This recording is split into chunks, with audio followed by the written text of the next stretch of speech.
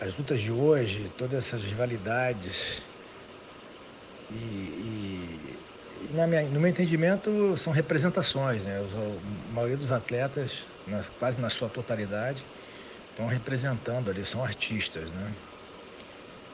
No nosso tempo, não. No nosso tempo, a rivalidade era a rivalidade mesmo. Nós pegávamos aviões diferentes, pegávamos ônibus diferentes, ficávamos em ônibus diferentes, hotéis diferentes, a sessão de fotos era em lugares diferentes, os camarins eram em lugares opostos e as lutas foram aquelas que você viu.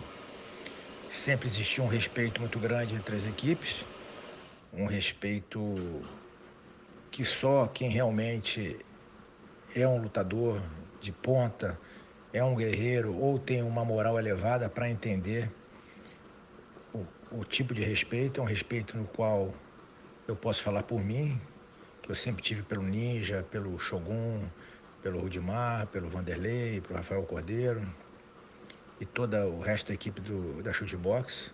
Um respeito no qual dentro do tatame, dentro do ringue, nós queríamos comer um fígado do outro, mas fora do tatame eu olhava no olho e agradecia, dependendo da vitória ou da derrota. E na próxima luta estaríamos nos preparando para performar da mesma forma, um querendo vencer o outro, mas sempre respeitando aí não só a pessoa, mas como a figura do lutador, né? Que nós todos sabemos o que o lutador passa para poder subir no ringue. E eu tinha certeza absoluta de que os nossos adversários da Chutebox faziam exatamente o que nós fazíamos para ser campeões, então mereciam ser respeitados. Essa rivalidade foi uma coisa muito boa para o esporte. Felizmente não aconteceu nada de sério. Brigas do lado de fora, alguém se machucou de uma forma mais séria do lado de fora do ringue. As nossas desavenças que eram verdadeiras, genuínas, elas eram externadas dentro do ringue. E isso fez com que nós, lutadores, melhorássemos como atletas, melhorássemos como pessoas, melhorássemos como atletas, porque ninguém queria perder para chutebox, então a gente treinava ao dobro. Melhorássemos como pessoa, porque nós começamos a tentar nos controlar, começar a ter o controle emocional necessário de um grande campeão, né? Você viver sob a pressão absoluta, não só de ganhar uma luta, não só de performar para os diretores do Pride, né? Do presidente do Pride, para o staff do Pride, para os fãs, mas para os nossos companheiros, para nossas famílias. Perder para chutebox era uma coisa que nós não podíamos aceitar. Diante disso, nós nos esforçamos ao máximo e nos tornamos lutadores bem melhores. E, obviamente, diante desse cenário, as lutas traziam uma emoção à parte, fazendo com que todos nós, o evento, os fãs e os lutadores saíssem lucrando.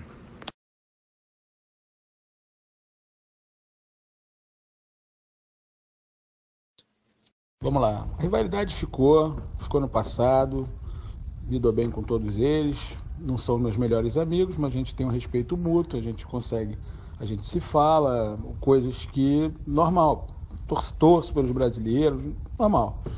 Acredito que aquilo foi importante pra cacete, não só pro Pride, mas como pro MMA no modo geral, né?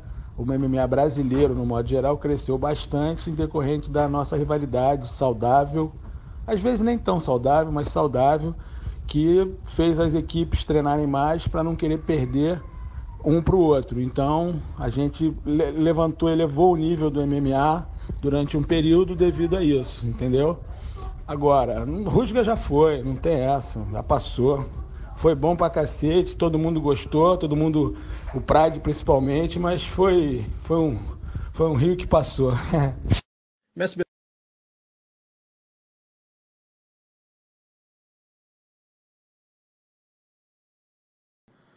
e Na verdade, eu não, isso virou uma coisa pessoal, porque houve uma troca de ofensas, de certa forma, e isso foi bom pro Vale Tudo, né? Pro MMA, com certeza, moveu todo esse mercado, como você falou, concordo com tudo isso, mas acabou acontecendo uma coisa pessoal, claro. Quando eu lutava movido pela emoção, queria vencer a qualquer custo, não tinha esse lance de pensar em dinheiro, de fazer por dinheiro, era pessoal, em qualquer hora, qualquer lugar, porque tinha acontecido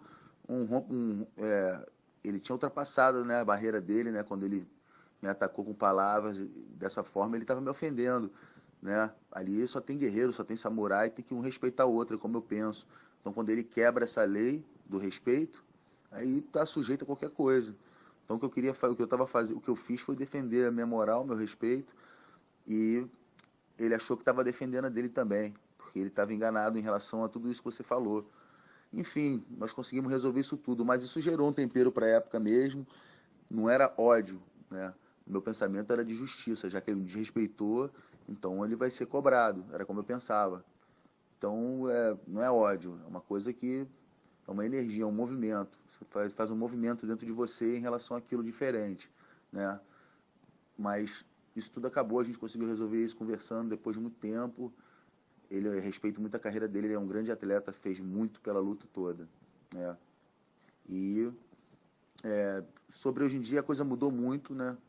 Virou uma visão muito mais capitalista de luta, né? Do que uma coisa espiritual do guerreiro e tal. É claro que nem para todo mundo, mas para muita gente aquilo ali é só uma grande festa. E estão preocupados com várias coisas, menos em realmente agir como um samurai, dentro, fora do ringue. Então acho que muita coisa mudou, mas não só a luta, né? O mundo todo mudou e aquilo ali é um perfil das pessoas de hoje também.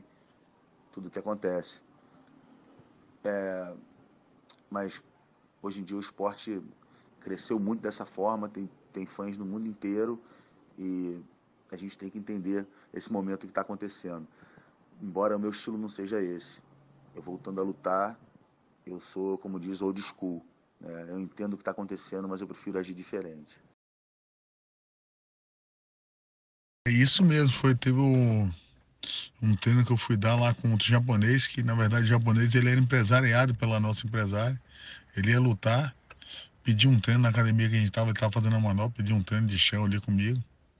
Dei um rola com ele, finalizei 5 vezes. ainda brinquei, pô, o Sueli vai finalizar ele muito. Ainda brinquei. Enfim. Começou aquele dia mesmo, naquele treino que eu dei com ele, a rivalidade de futebol que o BT. Mas foi bom, cara. Assim, essa rivalidade cresceu, trouxe público pro esporte, foi bom pro esporte. Eu me lembro quando, logo depois teve aquela confusão do Arona contra o Vanderlei. Lembro que o Arona foi falar com o Vanderlei, não fala comigo não, tal, não sei o que, começou no café da manhã ali. Os dois, aquela confusão de brigar no café da manhã. Eu vi nego amarelo ali, tendo que segurar 2 monstros, né? E cada arma forte demais. O Vanderlei também estava quadrado naquela época. Imagina se rolasse aquela briga e quebrar o Hilton até, os japoneses pequenininhos. Mas aí não brigaram, mas tinha aquela rivalidade. Eu já vi também, né? Em algumas situações ali no bastidor ali, eu me lembro que o Pelé jogou uma garrafa no Zé Mário, o Zé Mário ia entrar para lutar. Eu me lembro que ele falou, bora, bate nesse velho, não sei o que e tal. E querendo dar aquela humilhada no Zé Mário, né? Eu lembro o Pelé, e o Rodrigo chorou, tomou as dores. Então tinha realmente uma rivalidade ali daquelas equipes. Não era um negócio fake, não. Mas, volto a repetir, foi até bom pro esporte. Porque essa rivalidade cresceu muito o Pride no Japão ali. Por conta vai lutar mais uma luta BTT. Eu lembro que o Diego ficava com a caderneta na mão. Uma mais pra você, uma pra mim, e agora... 33-33, 22-22, 10. Qualquer luta que rolava aqui no Brasil já tinha um marketing em cima dessa luta também, isso foi bom. Antigamente tinha realmente uma rivalidade muito mais exagerada, né? O Japão, ele era um lugar que... Estados Unidos tem muitas regras, né? Depende do estado lá que você vai, pode dar um problema grande, né? Mas no Japão era uma coisa um pouco mais assim, né? Voltada pro pro combate real, né? Tanto que as regras eram bem diferentes. Realmente, né? O clima esquentou, né? Porque havia uma rivalidade muito grande entre BTT e shootbox, né? E hoje em dia são grandes amigos, são pessoas que, né, ajudaram, né, de alguma forma, a estabelecer de forma positiva a história de cada um, né? O Vanderlei engrandeceu muito a história do Ricardo engrandeceu muito a história do Vanderlei, eu engrandeci muito a história do Ninja e vice-versa, aquelas coisas todas, né? Anderson Silva engrandeceu muito a história do MMA, mas naquela época a galera não se pegava, não se batia, né? E a provocação geralmente vinha dos treinadores, né? Lógico, né? O mestre Rudimar, o mestre Rafael Cordeiro, realmente, eles sempre fizeram um bom trabalho psicológico, né, na equipe.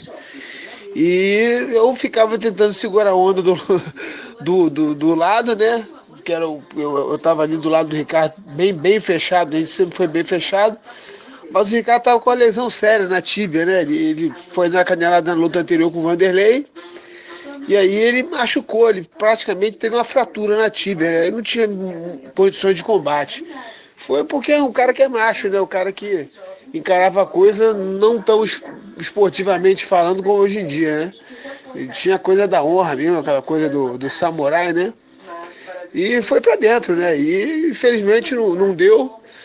E logo após houve uma confusão, né? Um pega-paga danado que veio a ocorrer a minha luta entre entre eu e o Ninja, né? Porque realmente eu e o Shogun a gente se estranhou, né? Um falou gracinha pro outro. E no final a pancadaria quase generalizou, né? E, só que a câmera não pegou, graças a Deus, né? Focaram mais no Shogun, acho que nas costas do Vanderlei, no alto assim. Mas estava rolando uma grande confusão, né? Ao derredor ali. Daí começou a rivalidade realmente pesada, né? Aí foi eu com o Ninja, enfim. Aí a coisa toda começou.